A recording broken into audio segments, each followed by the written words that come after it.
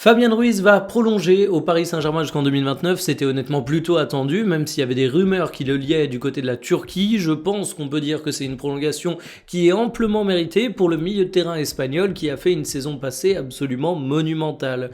Et d'ailleurs, quand on regarde dans le rétroviseur, le transfert de Fabien Ruiz pour le Paris Saint-Germain, c'était une opération qui était hyper intéressante. Ça s'est fait au cours de l'été 2022. Il est venu en provenance du Napoli pour 22 millions d'euros. Le mec a longtemps été pris en grippe par les supporters, mais il y a un truc qui ne trompe pas, il a toujours été titularisé par ses entraîneurs, ça montre qu'il y a quand même quelque chose en lui.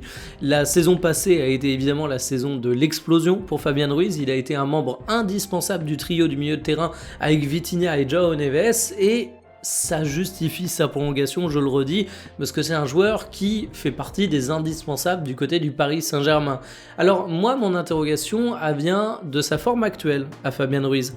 Alors je vais pas tirer la sonnette d'alarme de façon excessive, mais disons-le clairement, sur ce début de saison 2025-2026, le milieu espagnol n'est clairement pas à la hauteur de ce qu'on a vu la saison passée. Des méformes temporaires, ça arrive, le joueur va avoir 30 ans, à voir à quel point il va réussir à rebondir rapidement.